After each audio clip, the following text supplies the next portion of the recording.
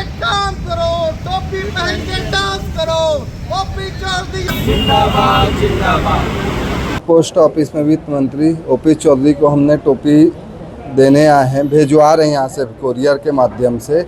जिस तरह से छात्रों के साथ छल किया जा रहा है, उसके पैसे उनको रोजगार भत्ता, बेरोजगारी भत्ता उनको नहीं दिया जा रहा है।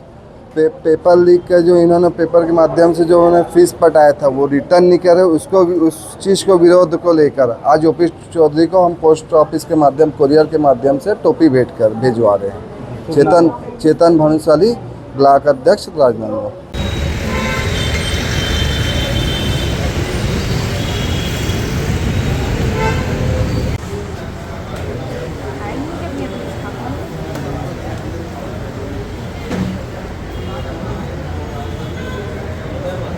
आज हम राजनांदगांव डाकघर में कुरियर के माध्यम से वित्त मंत्री, छत्तीसगढ़ के वित्त मंत्री ओपी चौधरी को टोपी भेंट करने आए, क्योंकि लगातार ये जो भारतीय जनता पार्टी की सरकार है छत्तीसगढ़ में, ये युवाओं को, छात्रों को टोपी पहनाने का काम कर रही है। हमारी सरकार, जब भूपेश बघेल की सरकार बनी थी तो हमारी सरकार ने सीजीपीएससी व्यापम सभी परीक्षाओं को, जो छात्रों को जो फीस लगता था उस फीस को माफ़ किया था कि किसी छात्र को कोई फीस नहीं देना पड़ेगा।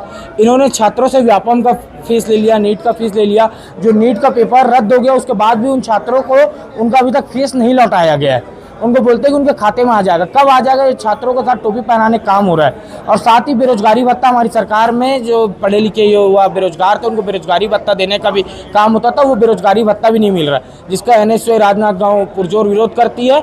और हम माननीय ओपी चौधरी वित्त मंत्री को टोपी डाकघर के माध्यम से टोपी कुरियर करने आए हैं।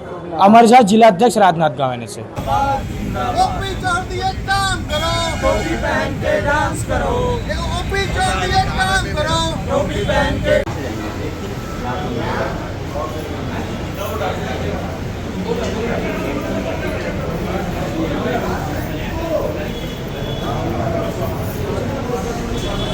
आज राजनांदगांव एनएसयूआई प्रदेश सचिव महासचिव राजा यादव के नेतृत्व में एनएसयूआई के साथी यहाँ पर पहुँचे हुए हैं और लगातार जिस तरीके से प्रतियोगी परीक्षा में फीस लग रही है, फीस बढ़ रही है।